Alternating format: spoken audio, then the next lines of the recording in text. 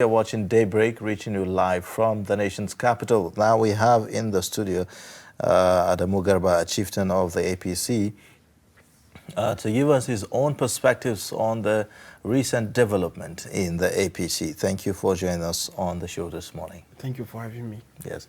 Well, the last time you were here, you were talking about, you were advocating, actually, for a postponement of the APC convention. It appears that your wishes have now been granted, is it?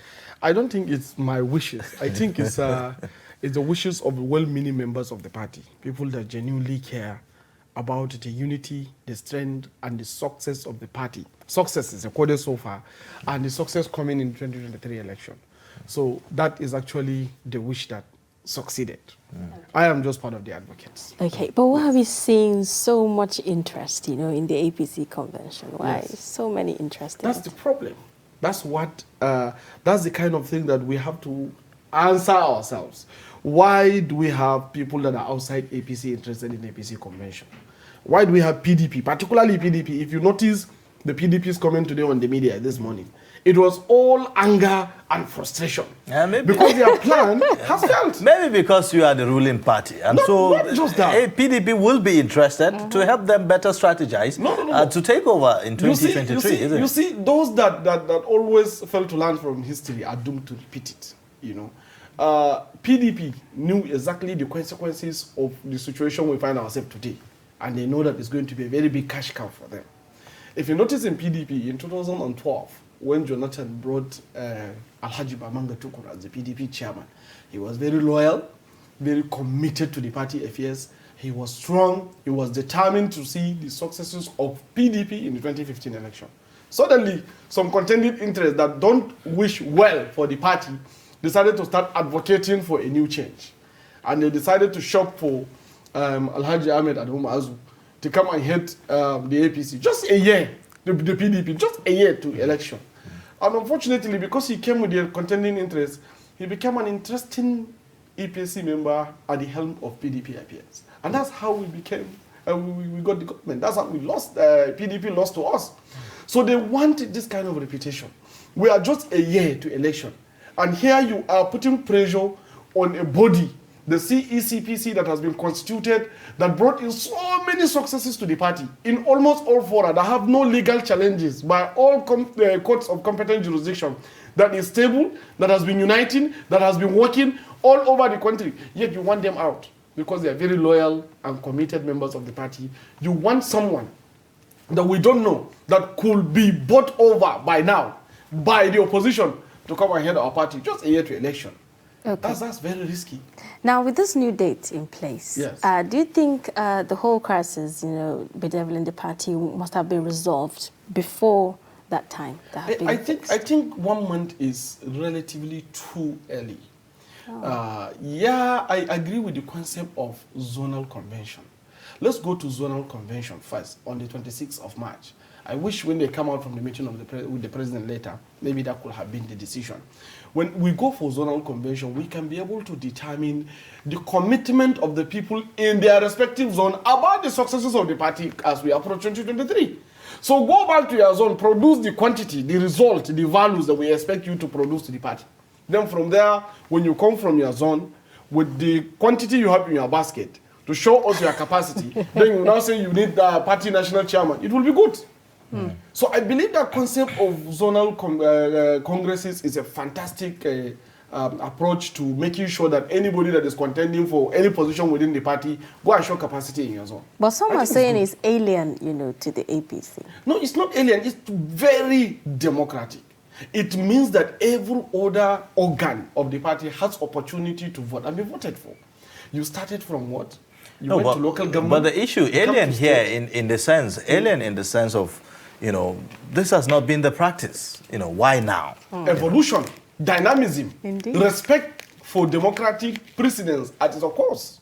That's what I want to see. Or maybe some strategy to buy more time for the party. No, I don't think it's buying more time. I think it's not even a fault for the party to tell you to go to your zone and show your capacity. That will make more sense for us. In fact, it is going to give us a lot of intelligence and data about how we can plan 2023 election. You will now know where are the zones where you have considerable influence and which zones you have a problem. So you can be able to mend and fix them as you approach 2023. Do we have that much time? We do. Because you only need like 21 days, in some cases even 14 days to notify INEC about your convention. And we can do that in July. You know, so do you see do you see these idea of congresses being adopted in subsequent elections the zonal congresses? Yes. I think it's fantastic. Now it is clear that APC is teaching PDP and others how to be democratic in their electoral processes. Go to your zones, show capacity, then come to the center. I think it makes sense. You start from what level? You show your capacities. You come to local government, you show your capacity. You come to state, you show your capacity. Nigeria has 60 political zones. And these zones are actually where all the parties, some of the NEC members are zoned to, some of the NWC members of the party are zoned to. Then go to that zone. Let us see what your capacity. Then you come to the center. Then we play the game properly. Each and every step of the ladder has been matched.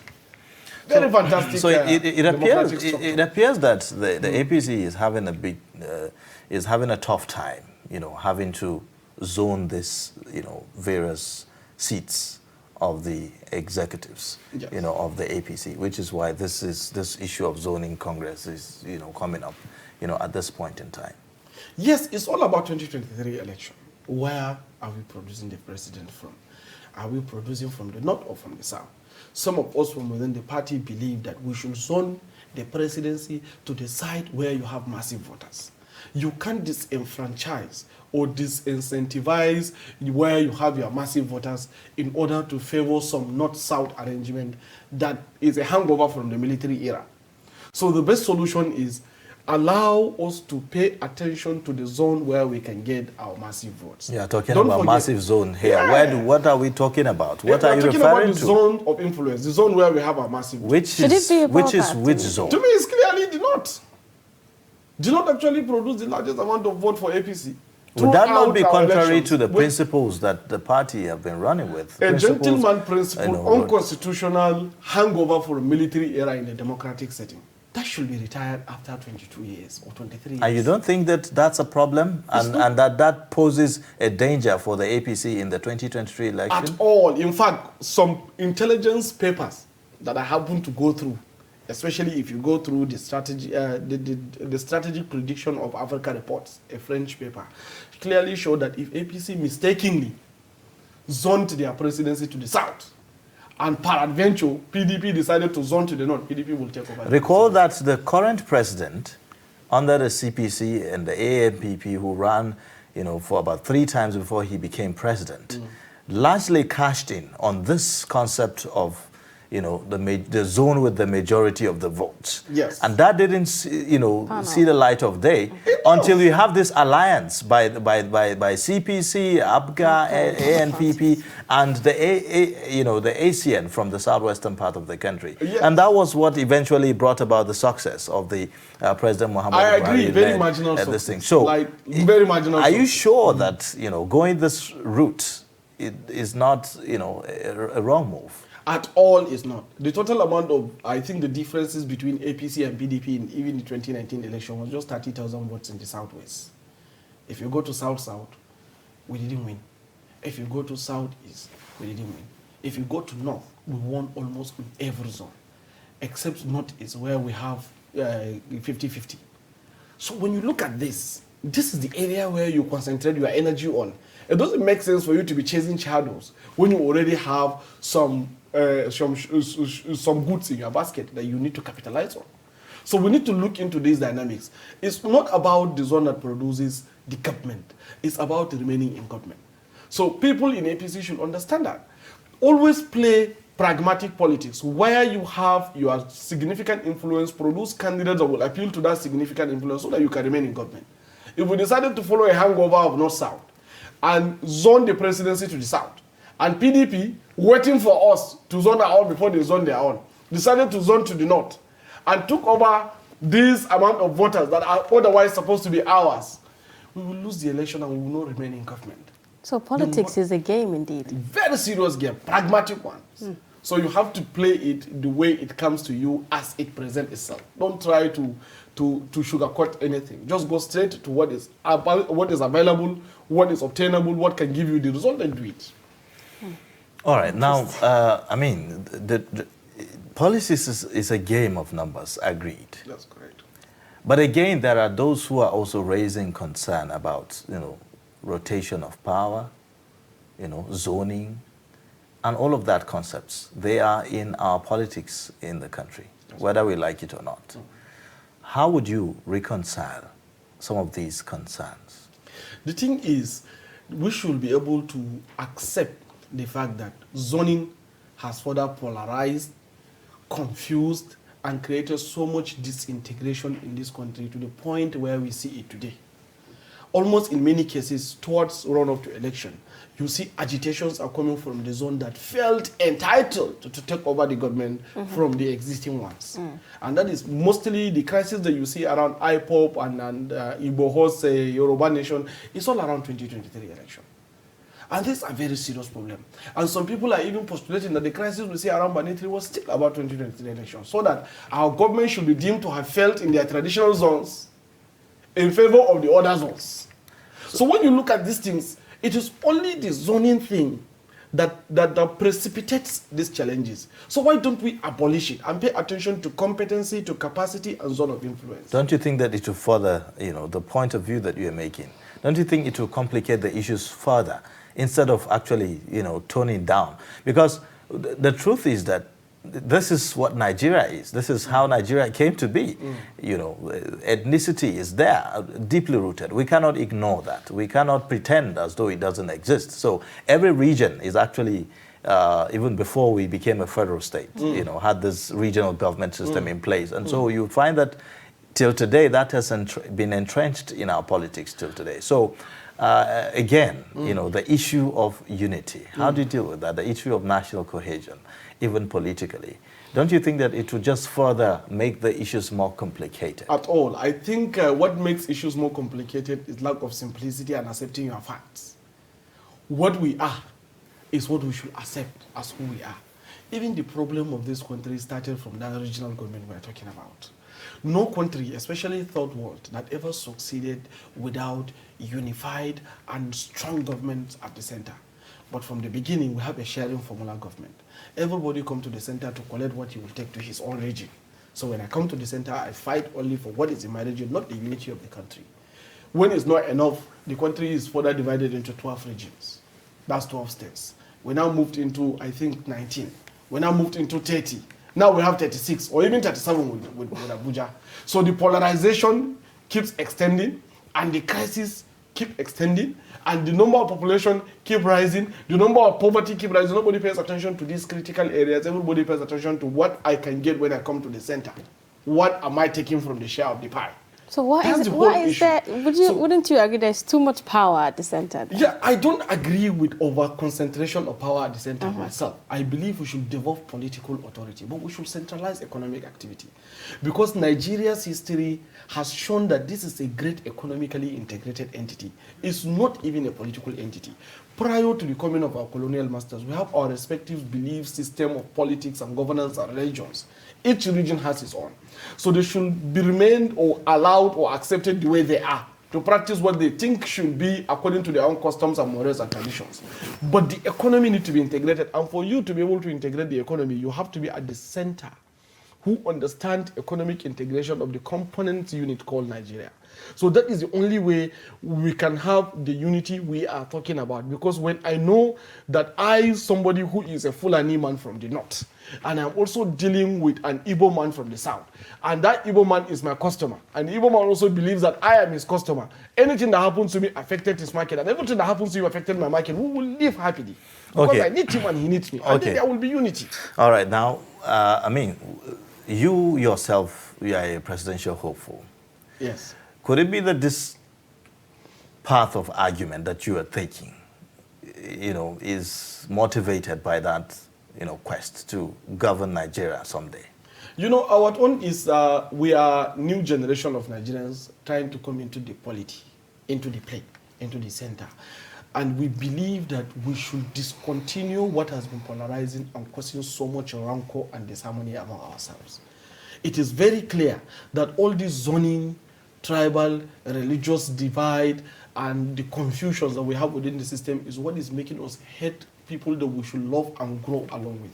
Is it so not the best the solution issue is to disconnect from that? I mean, I think that for some who make the argument about zoning, the part of the point that they raise is about the issue of marginalization, isn't it? How that other parts of the country are not, having that sense of belonging.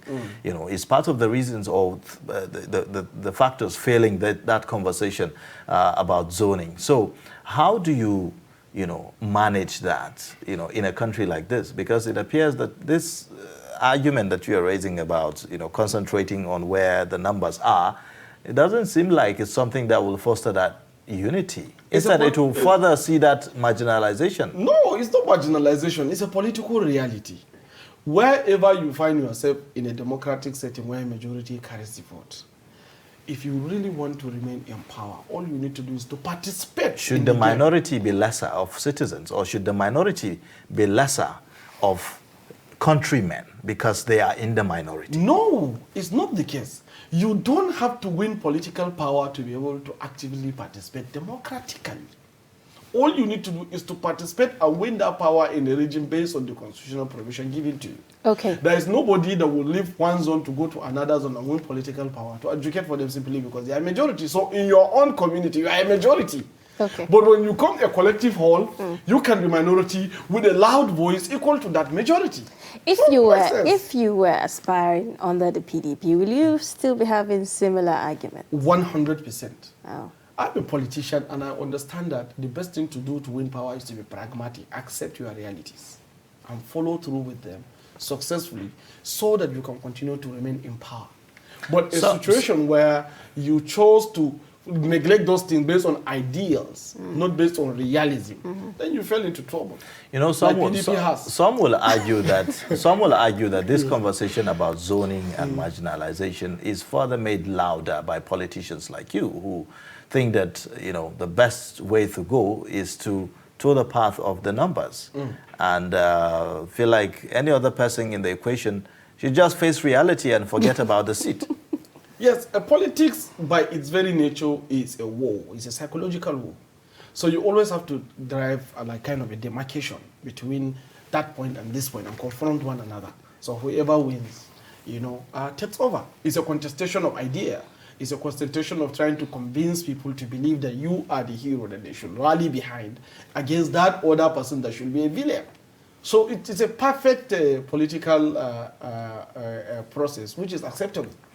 All right. With someone like Asiwaju Bola Ahmed Tinubu in the APC, the leader of the APC. Yeah, aspirant. And yes, a leader, an aspirant, because all along he has been referred to as leader of the APC. Yes, I think with his aspiration now, it is important for us to give the true leader his leadership, which is President Muhammadu Buhari. Okay, now, we also the likes of the Vice President, Osibanjo, who is also rumored, even though he has not publicly declared his intention, he is said to be having interest in the seat of the power.